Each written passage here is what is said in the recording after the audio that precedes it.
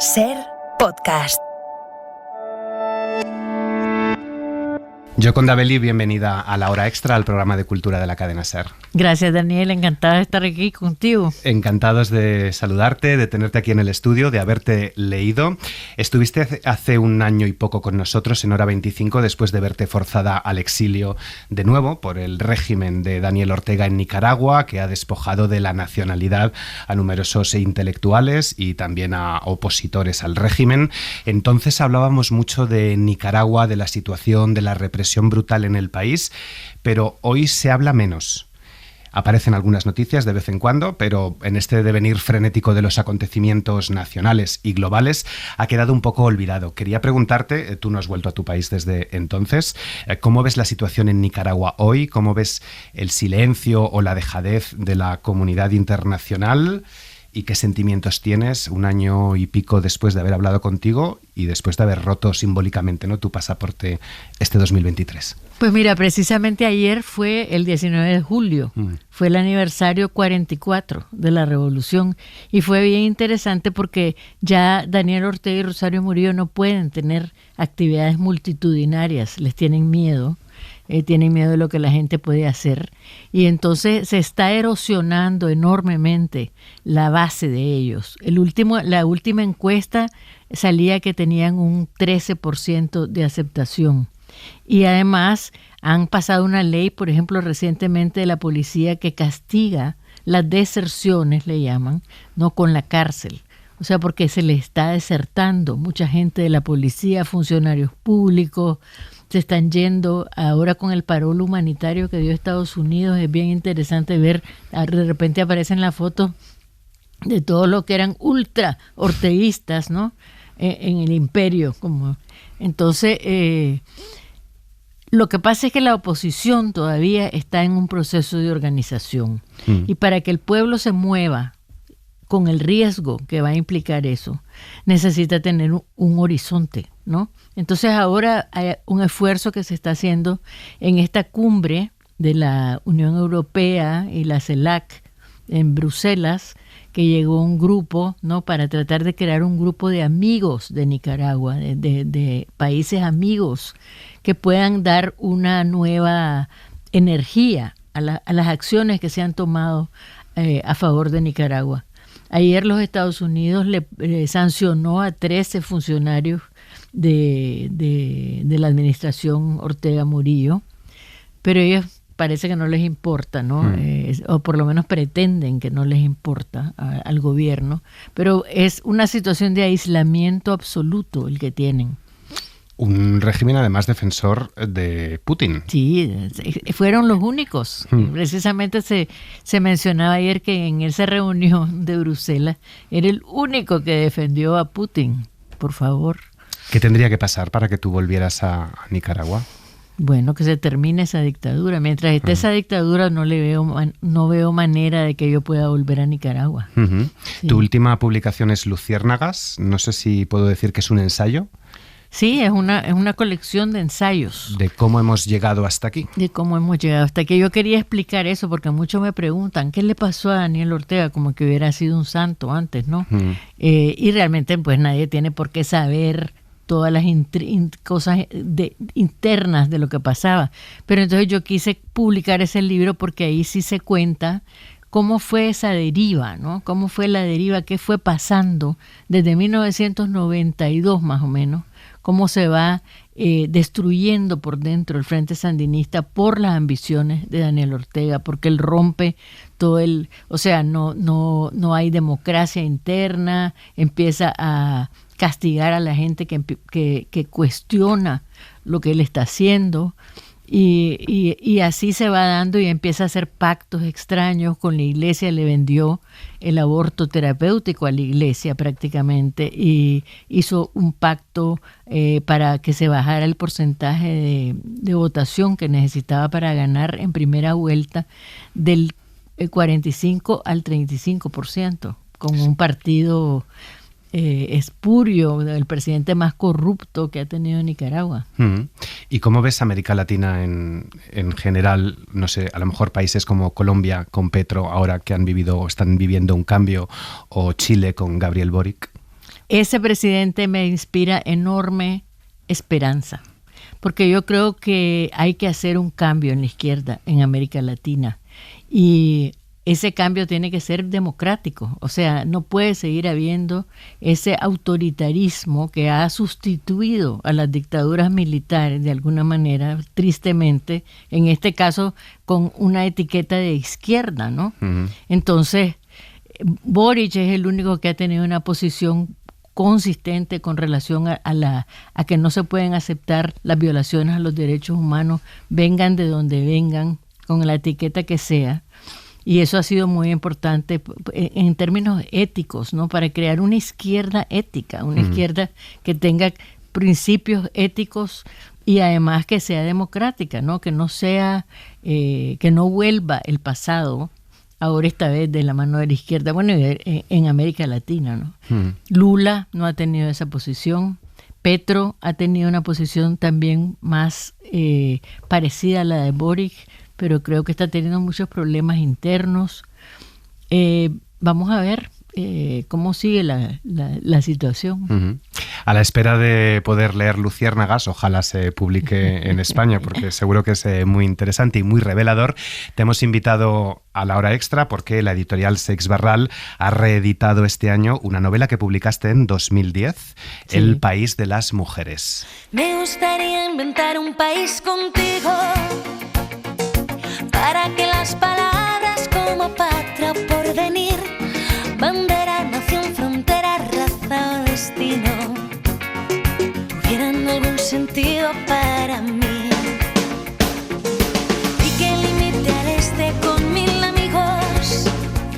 Gioconda Belli ha inventado también un país, se llama Faguas, aparece en alguna de sus novelas. Un país canta aquí La oreja de Van Gogh con la palabra como patria. El poder transformador de la palabra es precisamente lo que tú defiendes en el prólogo de esta edición, un prólogo extraído de una conferencia que pronunciaste en el año 2017. Es un libro, me lo ha parecido, muy luminoso, brillante, generador de ideas, de propuestas por las que te voy a preguntar, lleno de reflexiones salpicadas con humor, pero antes, el poder transformador de la palabra. Tú que eres poeta, tú que defiendes y te gusta tanto la poesía, ¿qué poder tiene hoy la palabra en este mundo de hechos alternativos, de noticias falsas, donde lo hemos visto en la última campaña aquí en España? El poder de la palabra de un político no vale nada. Donde dije digo, digo Diego, la mentira se ha instalado con total normalidad en nuestra vida. ¿Cuál es el poder de la palabra hoy? Y como decía Antonio Muñoz Molina el otro día en un artículo, ¿no? En la era de la vileza. ¿No? Es verdad, o sea, se está desvalorizando, ¿no?, la palabra, pero no totalmente. O sea, yo siempre creeré en el poder de la palabra, porque así como hay quienes la distorsionan, hay quienes señalan esas distorsiones. Y lo hacemos también con la palabra. Y porque el ser humano necesita... obtiene como un radar en cierta manera para detectar lo que se dice que no es coherente. Yo sí creo en la capacidad del ser humano. Espero que se siga leyendo, que siga habiendo educación. Todo eso es fundamental, porque entonces creamos seres con una conciencia crítica, ¿no? Y por eso es que la educación y las propuestas de educación son fundamentales para que no se distorsione toda la realidad, ¿no? Y también estamos explorando una nueva tecnología que no sabemos hasta dónde va a llegar, no sabemos si nos va a destruir. Es como el miedo a la inteligencia artificial, ¿no? Sí, tu próxima novela la va a escribir una inteligencia artificial. Espero que no. Pero no me he metido mucho al chat GPT todavía. Pero es fantástico. O sea, lo que para investigar, por ejemplo, yo desde hace mucho tiempo ocupo Google. O sea, las novelas que he escrito tienen que ver, me llevan a donde yo quiero. O sea, el Google, cuando estaba escribiendo una novela sobre la historia de Juana de Castilla, yo podía ver las ruinas, por ejemplo, de un puerto en que se tuvo que parar la armada que la llevaba a Flandes. Entonces me podía dar una idea perfecta de la ropa que usaban, la comida que comían, todo eso se encontraba, ¿no? Es una enorme ayuda que antes tendría que haber pasado en una biblioteca buscando dónde había fuentes, aunque encontré muchos libros interesantes, fueron fundamentales los libros. Pero yo creo eso, yo creo que la palabra es lo que nos ha hecho, es la gran diferencia entre el ser humano y los demás seres vivos. O sea, la palabra es lo que nos hace ser quienes somos. Y además lo que nos ha construido, en cierta manera, son las palabras de nuestros ancestros, las palabras del colegio, las palabras de lo que hemos leído. Yo no sé qué seríamos sin la palabra. Por eso la palabra no es solo la patria, ¿no? El idioma es la patria, pero la palabra es nuestra esencia. En Faguas, un grupo de mujeres crea un partido femenino, El Pie, el partido de la izquierda erótica. Una erupción volcánica hace que se reduzca temporalmente la testosterona de los hombres, volviéndolos más mansos, dóciles, sensibles y permitiendo que estas mujeres ganen las elecciones y accedan al poder. La historia tiene un punto de partida real porque tú en los 80, junto con otras mujeres jóvenes, atrevidas y sin miedo, Leo, creasteis este partido femenino. ¿Qué recuerdas de aquellos años? Fue muy divertido porque triunfa la revolución, nosotros estamos esperando que se cumplan las promesas, las reivindicaciones que habían para las mujeres y de repente todo era espérense, ahorita no es el momento, y entonces empezamos a decir aquí tenemos que luchar otra vez ahora por nuestros derechos. Y entonces ¿cómo lo hacíamos, no? Entonces había un grupo de nosotros que éramos amigas y teníamos posiciones intermedias. Había una era que trabajaba en el periódico, yo trabajaba con radio y televisión, otra era de la Asociación de Trabajadores del Campo y así. Estábamos en posiciones importantes medias, porque no las altas nunca no las tuvimos las mujeres. Pero desde ahí decidimos hacer estrategias conjuntas. Entonces nos juntábamos en las casas escondidas, o sea, a nadie le decíamos lo que estábamos haciendo, supuestamente era reunión de mujeres para pasar alegre, y discutíamos las propuestas y las estrategias que íbamos a seguir, cada una en su lugar. O sea, tomábamos como... cada una en su ámbito. Sí, ajá. O sea, eso era lo bonito, era un partido que no necesitaba de una sede ni de una organización ni nada, porque nosotros nos poníamos de acuerdo y después cada una con su propia iniciativa decidía cómo luchaba por esa estrategia dentro de su lugar de trabajo. Entonces eso yo tuve una idea de hacer un partido global del partido de la izquierda erótica, porque ya hay cada quien en su lugar, hace lo que crea que es conveniente, no es totalmente democrático y totalmente se ajusta a la realidad de quien sea. Pero ese partido de la izquierda erótica nos divertimos muchísimo, pero la idea de esta novela, porque ahí salían muchas ideas entre nosotras y además, ya a partir de mi propia cosecha, de libros que leí, de palabras de otras personas, empecé a pensar, ¿cómo podría yo contar esta historia, no? Pero era divertida porque nos habíamos divertido. Y el partido de la izquierda erótica era divertidísimo porque era el logotipo era un piecito, porque pie, ¿no? Partido era las siglas, y entonces era un piecito con las uñas pintadas de rojo, y teníamos todo un lingo, ¿no? Para hablar para los descalzos y los desnudos del partido de la izquierda erótica. Entrar al partido de la izquierda erótica, no sigas metiendo la pata, ¿no? Ese tipo de cosas. Entonces, pero ¿qué es lo que pasa con este libro? A mí me parece que este libro, dentro de toda la construcción que hace de cómo se forma el partido y todo eso, también tiene un montón de ideas fuera de la caja. O sea, totalmente fuera de la caja. Son ideas, por ejemplo, la idea de que estas mujeres cuando llegan al poder invitan a ministras de otros países, o sea, porque saben que no tienen toda la experiencia que tienen otras mujeres en otras partes del mundo. Entonces, ¿por qué tienen que ser ministras, que tienen que ser nacionales? Si pueden venir a ayudarnos todas estas mujeres maravillosas de otras partes del mundo. La idea de los votantes calificados, que preparar una masa dentro del país de gente que esté bien informada de la política y que pueda votar con criterio y que esos tengan doble voto, ¿no? La idea pintan las armas y los tanques y todo de rosado, tienen toda una visión diferente de la economía, siembran flores para venderlas, venden la protección del medio ambiente. Ellas dicen, nosotros estamos produciendo bonos de carbono, entonces páguenos los bonos de carbono. O sea, hacen todo una... Y la idea es que la naturaleza del poder es lo que impide que las mujeres tengan una participación mayor, porque la naturaleza del poder es tan masculina que obliga a la mujer a masculinizarse y además la espanta.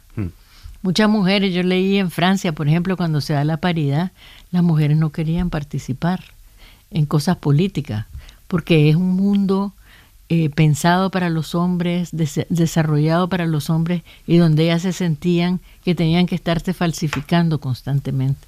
Por eso te voy a preguntar enseguida, porque son varias las escritoras que han compartido una reflexión similar. Antes, una última pregunta así en general, antes de entrar en lo concreto.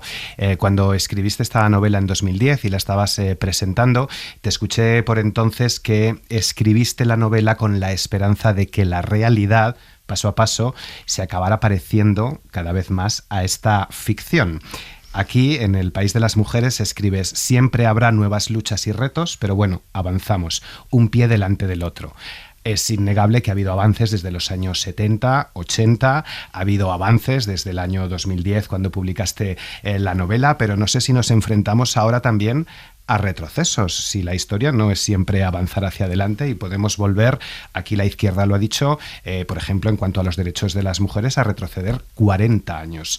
¿Qué balance haces 13 años después de la publicación de El País de las Mujeres? Sí, claro que pueden haber retrocesos, ¿no? Es tremenda la posibilidad, ¿no?, de que la extrema derecha tiene un programa de retrocesos para las mujeres, porque tienen miedo, ¿no?, de que todas las tradiciones que ha roto, ¿no?, este avance de las mujeres, tienen nervioso a los hombres. Yo creo que también el aumento de la violencia doméstica en todo el mundo, no solo en América Latina ni en España, tiene que ver con que a las mujeres nos están sometiendo, ¿no?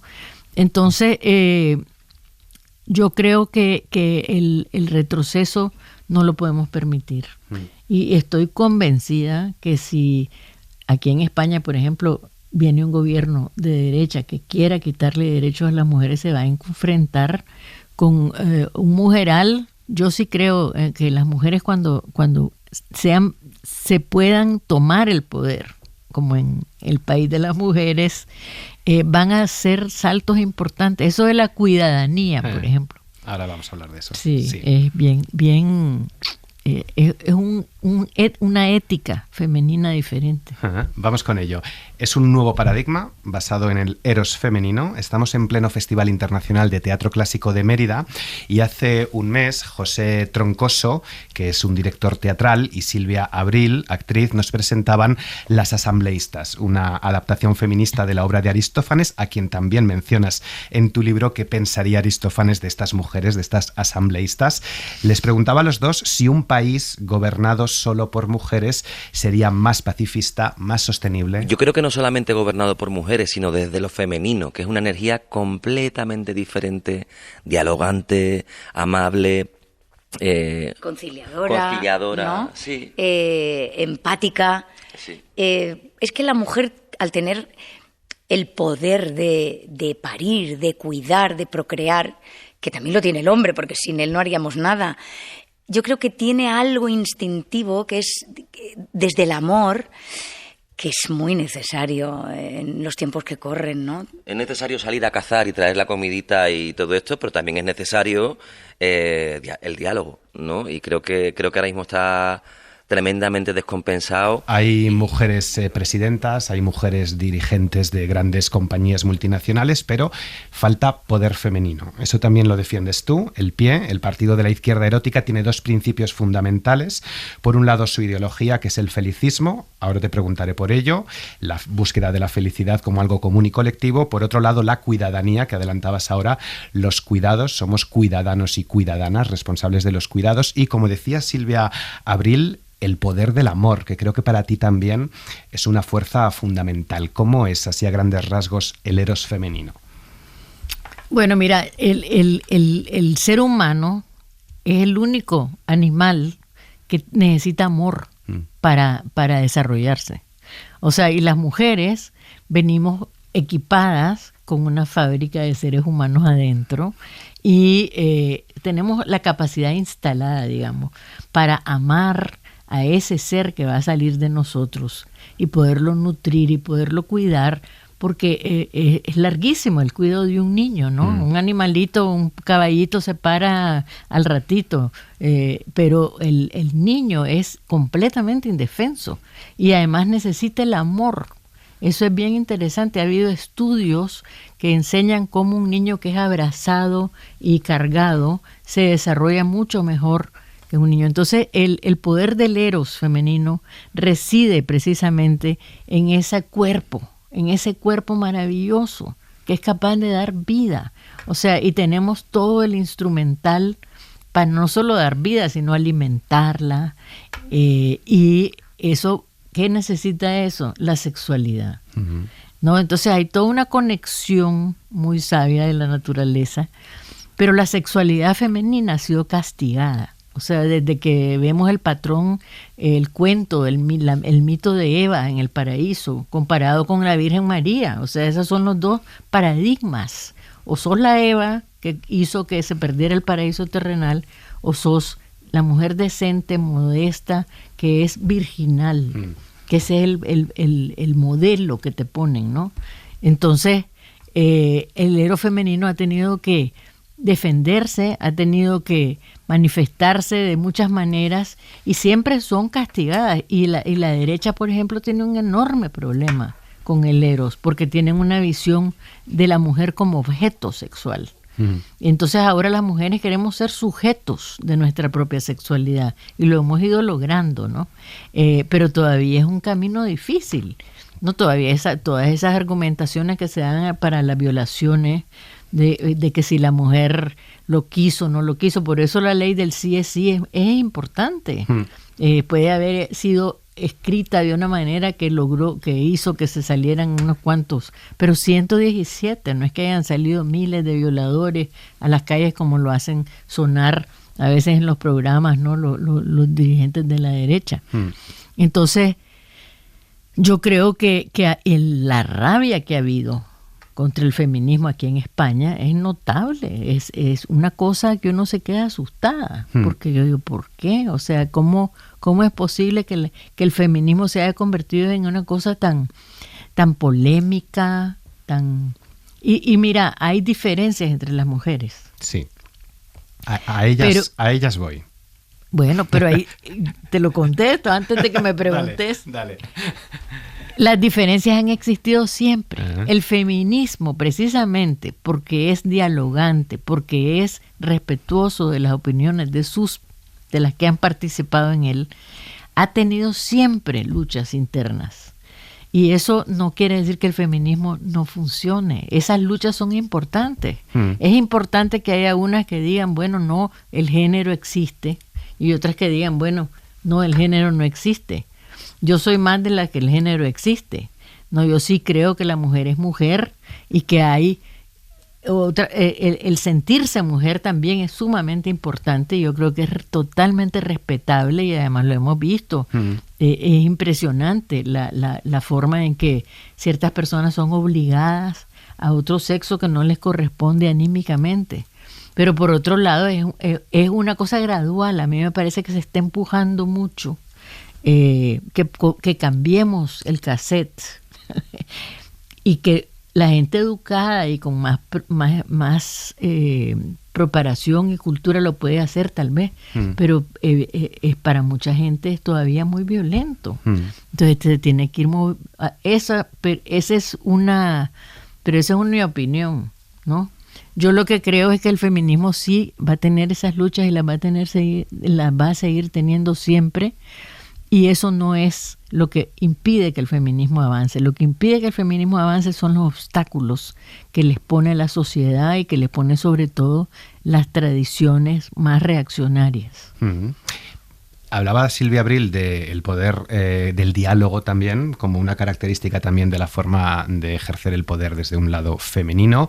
En este libro hay un gran abanico de voces, muy corales, un diálogo entre diferentes personajes, pero no sé si ese diálogo se traduce en la vida real, y te hablo dentro del feminismo.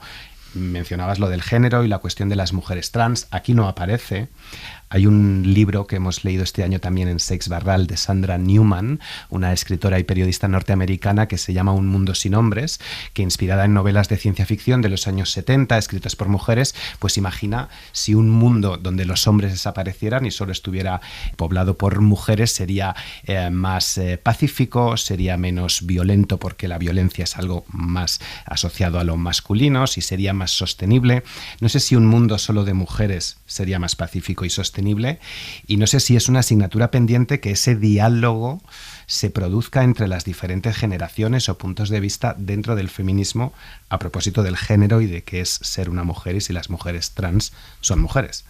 Sí, es un diálogo pendiente. Se ha tomado con demasiado como confrontación, ¿no? Y creo que la mayoría de nosotras aceptamos totalmente la presencia de las mujeres trans, ¿me entiendes? Y su derecho y todo, y además son vulnerables, porque no solo son vulnerables por mujeres, sino por trans también. Entonces yo creo que lo que pasa es que ha faltado esa mayor entendimiento entre ambas partes. Eso es lo que yo creo. Tú apuestas por un feminismo conciliador. Ni tú ni yo hemos visto la película todavía, no sé si tienes ganas de verla, pero se estrena Barbie ahora. Barbie World es un mundo gobernado por las mujeres, donde los hombres son meros apósitos, están ahí por estar, y defiende pues eso, un feminismo pero conciliador. ¿Esa es también tu apuesta? ¿Es posible? Mira, yo en primer lugar apuesto por un mundo donde haya hombres. Ajá. Yo no creo, ni creo que sería muy triste que no hubiera hombres. A mí me encantan los hombres, creo que son fantásticos, y creo que los hombres están también siendo transformados. Los hombres, es una de las tareas pendientes de los hombres y de todos ustedes, entender lo que es la masculinidad. Porque nosotros hemos hecho nuestra tarea, hemos entendido de dónde viene la supeditación de la mujer, hemos leído muchísimos libros, pero los hombres, yo no sé cuántos se han preocupado por analizar cuál es la esencia de la masculinidad, del machismo, etcétera. Tendrían que tener talleres también, porque eso es fundamental. Lo que nos falla todavía es que estamos en un proceso, y el proceso tiene todos esos obstáculos, ¿no? De no saber, de no querer dejar de ser de una manera, porque ustedes tenían muchas ventajas. O sea, es como dejar de tener ventajas. Y entonces se sienten atacados, se sienten inseguros. Los muchachos jóvenes ahora tienen ganas de inseguridades para estar con las muchachas. O sea, ¿me entendés? Creo que estamos en un proceso de transición, así lo veo yo, y que entonces uno tiene eso del diálogo, es fundamental, y las mujeres creo que sí tenemos esa capacidad de hacerlo, sin esto querer decir que no haya mujeres insoportables como la que tenemos en Nicaragua, ¿no? Hay también la mujer que usa el poder de una manera machista puede ser perversa y cruel, ¿no? No todas las mujeres son, por ser mujeres, digamos, buenas o qué sé yo, ¿no? Inmaculadas, sí. O inmaculadas, o que tienen empatía. Muchas mujeres no tienen empatía. Necesitamos a más Josés de la aritmética, que me encanta ese personaje. Ay, sí, José de la aritmética. Que la mamá le quería poner José de Arimatea, pero se equivocó. Hombres que, aunque se hayan criado, ¿no?, en una educación muy machista, son capaces de transformarse, ¿no? Sí. Te iba a preguntar también si podía tacharse a lo mejor el libro, o temes que se haya podido tachar de ser misándrico, ¿no? Porque hay algunas decisiones un poco polémicas, recoges algunos materiales históricos, entre ellos una columna del New York Times, escrita en inglés, traducida al español, en la que se critica, ¿no?, esta política de segregación de géneros que se aparte a los hombres, y hay de hecho una decisión que, bueno, puede generar polémica o no, que es la de exponer en jaulas a los violadores en parques públicos con un letrero diciendo lo que han hecho. ¿Has recibido críticas? Eso de los violadores, sí. Sí. Pues claro, porque es como vemos a Nayib Bukele ahorita en El Salvador, metiendo preso a pandilleros que son asesinos también, pero los ves a los pandilleros arrodillados, desnudos, en calzoncillos, es que unos calzoncillos blancos que les ponen, y te da, como ser humano, te produce, o sea, hay una reacción humana de decir, eso no es así, o sea, no pueden tratarse a los seres humanos como animales. Y es la misma reacción que he encontrado con lo de las jaulas, y sí, lo de las jaulas es, no se iba a hacer en el país de las mujeres. Es propaganda. Una última pregunta a propósito de la maternidad y los cuidados. Aquí defiendes, lo has comentado creo también, educar también a los chicos desde pequeños en la maternidad y en también las tareas domésticas. ¿Es eso posible o se nos van a volver todos maricones o maricas como podemos leer en el libro que critica algún hombre? ¿Es posible educar a los niños? Porque se ha intentado aquí en España una cosa que se llamaba educación para la ciudadanía, que eliminaron y desapareció del currículo en el año 2016, y hoy, claro, como hablan tanto de estamos adoctrinando a nuestros niños. Mira, ser padre y madre es la responsabilidad más grande que tenemos en la vida. Y nadie nos educa para eso. Si te pones a pensar, aprendemos matemáticas, ciencias, lenguaje, todo. Pero la maternidad y la paternidad son fundamentales y la mayoría de la gente va a tener hijos. Entonces, lo que yo estoy pensando no es que les van a enseñar a cocinar, y eso es una visión masculina, ¿no? Es enseñarles, por ejemplo, psicología.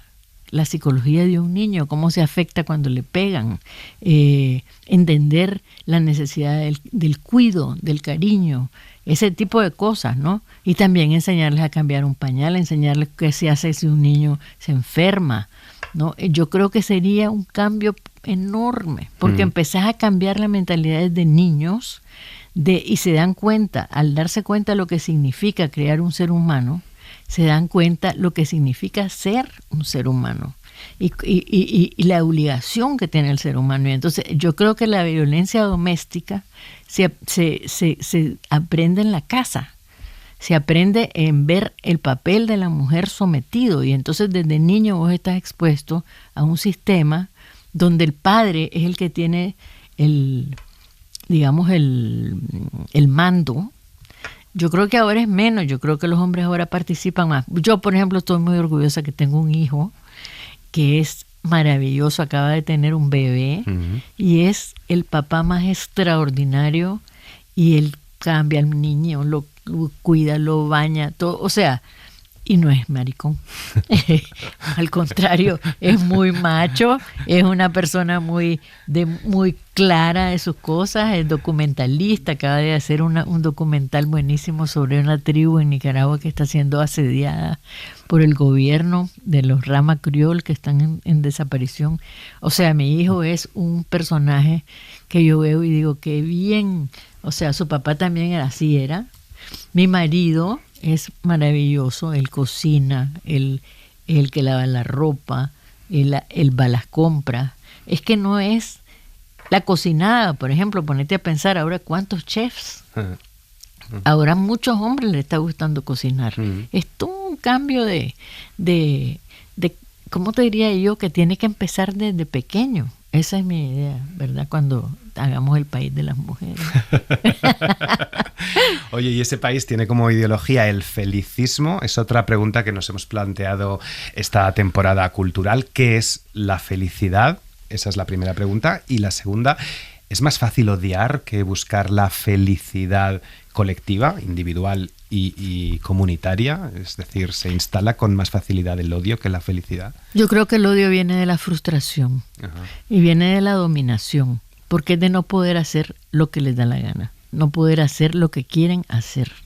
Y entonces cuando viene esa, por el otro lado, un rechazo, entonces empiezan a inventar y a convertir al contrincante, digamos, en enemigo. Eso está visto, o sea, científicamente, sociológicamente, que crear un enemigo para quienes no tienen mucho que ofrecer es fundamental porque el enemigo inmediatamente despierta las alertas en la persona. Es como el miedo, ¿no? Ese instinto que tenemos de volar o de pelear. Te activa el instinto de pelear y eso les conviene a ellos. Porque pueden mentir, o sea, crear enemigos. Nosotros hemos vivido en Nicaragua. O sea, primero tuvimos un enemigo de verdad, que era el imperialismo en los años 80. Es cierto que los Estados Unidos se metieron en Nicaragua, pero de todo este periodo que Daniel Ortega ha sido presidente, no es cierto que haya sido el imperialismo yanqui el que mandó a la gente a las calles en 2018. Fuimos todos porque estábamos descontentos. Y mató y nos nombró traicioneros y de derecha, imperialistas. Todos nosotros supuestamente recibimos pago de la CIA.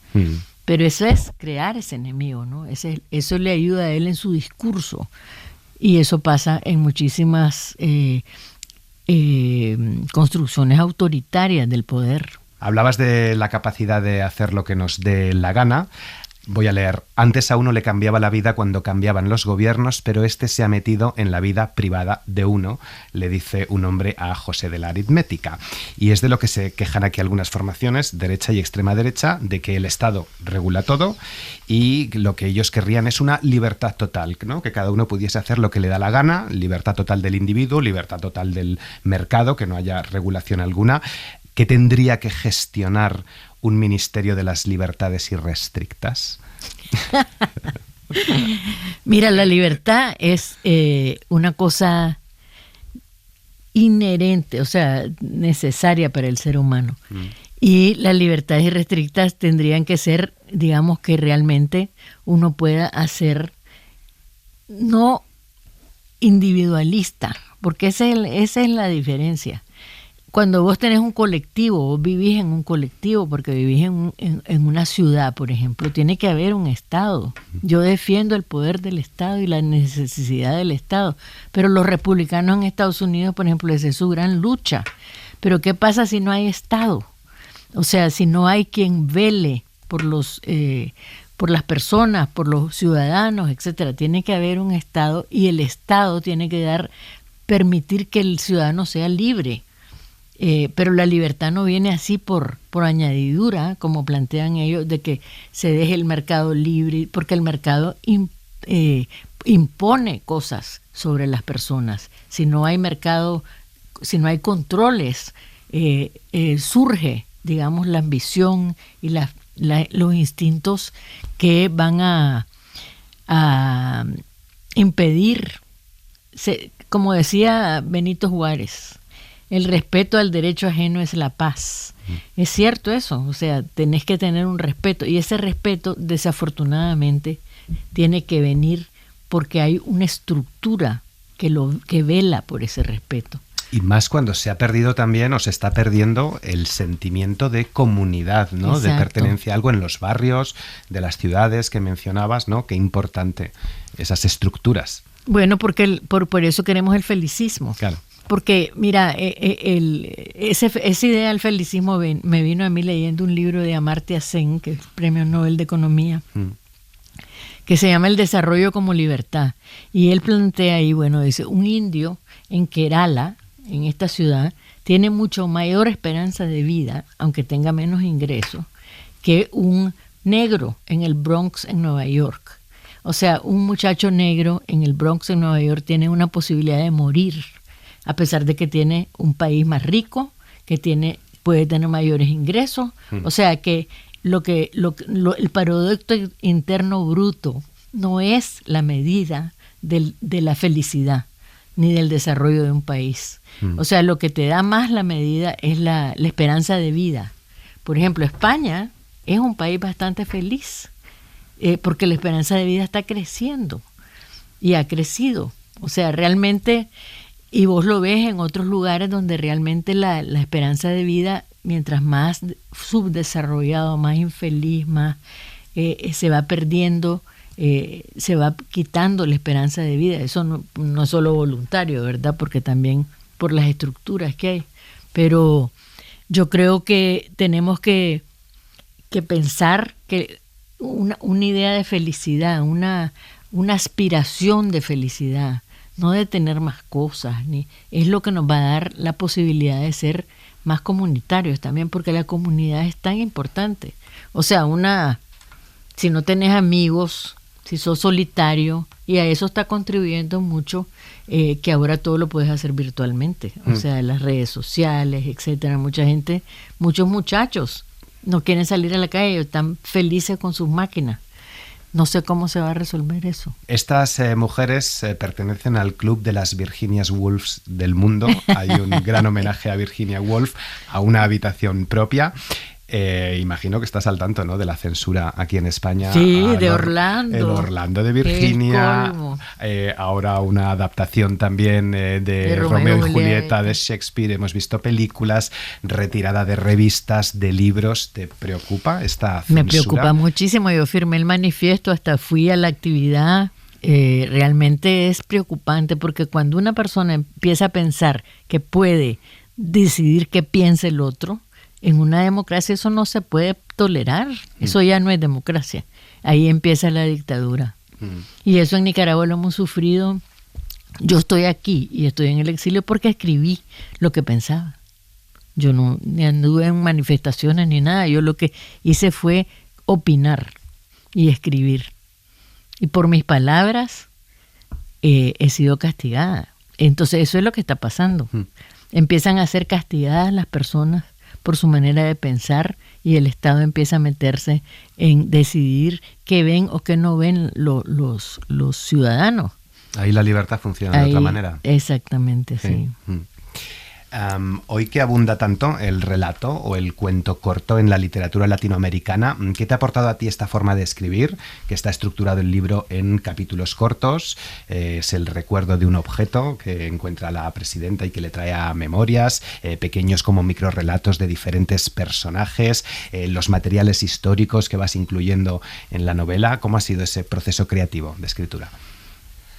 Me costó muchísimo llegar a montar esa novela, porque yo lo primero que había escrito era lo de José de la aritmética. Lo de José de la aritmética me salió así y lo tuve guardado por un montón de tiempo. Y después empecé a pensar, cuando se me ocurrió la idea de que la presidenta está en coma y empieza a ver que se levanta en ese galerón donde están todas las cosas que se le perdieron en la vida. Yo quisiera encontrarme con eso porque se me han perdido tantos anteojos, gafas de oscuras, paraguas, chales. Entonces, eso, ahí ya como que logré ver la novela completa, ¿no? Ya después lo demás fue como apareciendo, que se me fueron ocurriendo cosas. Yo trabajé en publicidad mucho tiempo, cuando era bien joven. Yo tuve mi primer trabajo a los 17 años y trabajé en publicidad, estudié publicidad. Entonces usé un montón de cosas que tienen que ver con la publicidad, ¿no? Me encantó. Yo de verdad le pedí a una amiga mía que trabaja en publicidad que me hiciera ideas para los artículos de publicidad que hacen las mujeres. El pie ya lo tenía de esa experiencia. Y bueno, y el feminismo también. En 2010, que es de cuando es el libro, ya utilizabas el lenguaje inclusivo.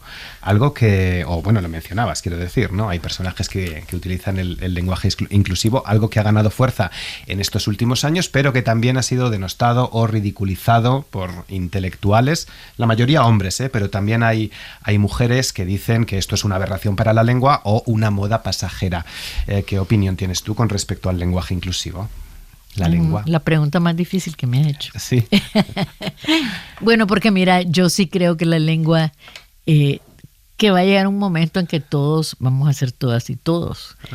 Pero aunque creo eso y me gusta cómo está la lengua, o sea, me gusta cómo es el español, como es, ¿no? Me gusta su elegancia y cada vez que he tratado de hacer un lenguaje inclusivo se distorsiona, ¿me entiendes? Es como que empieza a sonar extraño, pero cada día me molesta más decir todos cuando hay mujeres y hombres. O sea que tengo una contradicción interna también sobre esto, pero yo creo que no hemos encontrado la manera de hacerlo. Yo creo que el problema está no en qué, sino en el cómo. Porque no me gusta todes, no me gusta la arroba, me parece espantosa. Entonces, el todos y todas, y cada vez que nosotros y nosotras se vuelve engorroso. Entonces, ¿cómo lo hacemos? Eso es un reto para la imaginación todavía. Camille Paglia, Susan Sontag, Celia Morós, Sofía Montenegro, ¿cuáles son tus referentes? Ellas. Simone de Beauvoir. Sí, hay muchas. Marcela Lagarde. Hay una italiana buenísima que fíjate que no me voy a acordar, se llama Matuzzo o algo así, pero ella es la que habla de la importancia del Estado, que es bien buena esa mujer.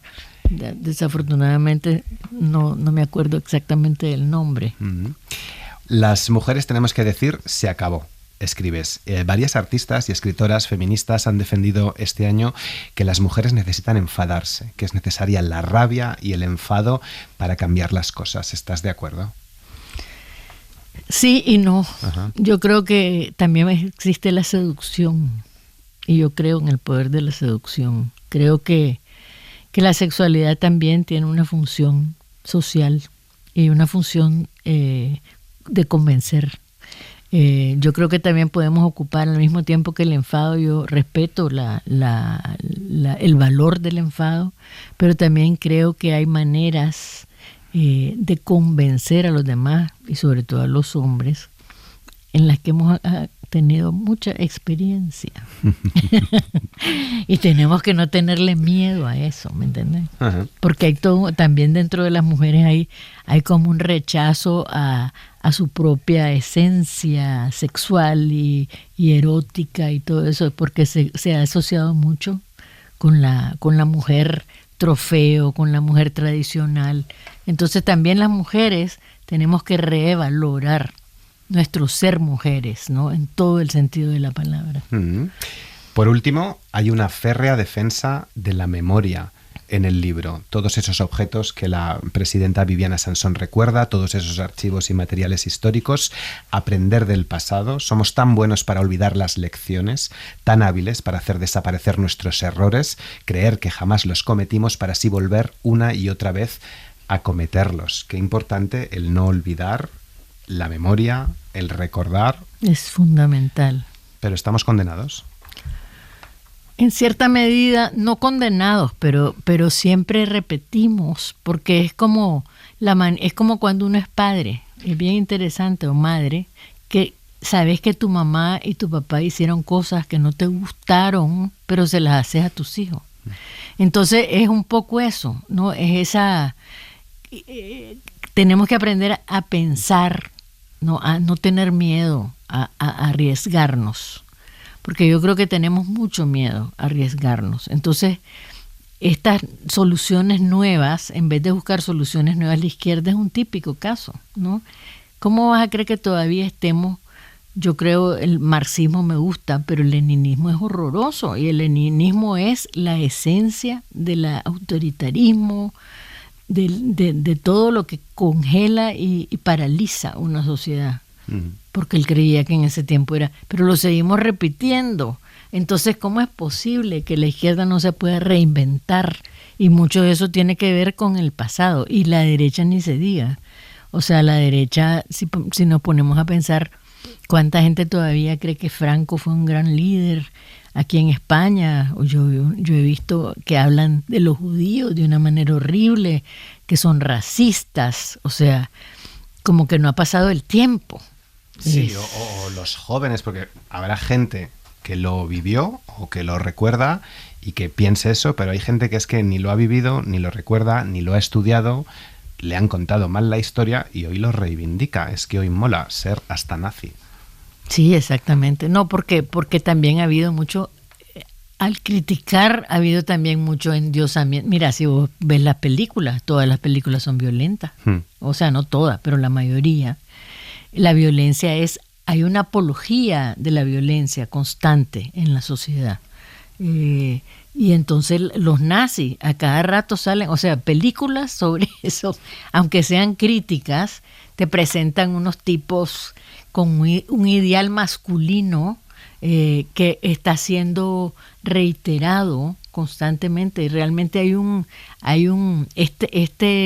esta falta de los hombres de poder encontrar su masculinidad distinta, una masculinidad sana, los está llevando para atrás, porque se sienten amenazados, no saben quiénes son, cómo son, y están perdiendo trabajos. O sea, hay una realidad más allá del sentimiento que te va llevando a la rabia. Y entonces esa rabia se expresa queriendo endiosarse, queriendo ser héroes de cualquier tipo, ¿no? Entonces es como buscar como hace Marvel también, ¿no? Que está inventando todos esos héroes a esta altura del siglo XXI.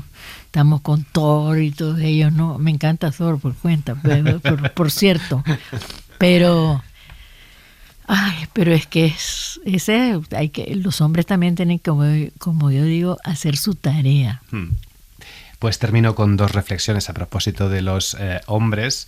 Una es una frase con la que no estoy muy de acuerdo. Lo único que los hombres hacen bien de pie es orinar. Creo que ni eso hacemos bien, Gioconda. Ya te lo digo, y si no te puedes pasar ahora por los servicios de aquí. La segunda, los hombres sangran en las guerras, nosotras sangramos todos los meses para la vida. Gioconda Belli, gracias por haber estado en La Hora Extra. Felices vacaciones y mucha suerte. Gracias, Daniel. Ha sido un gran placer platicar con vos. Igualmente. Cadena SER. La radio.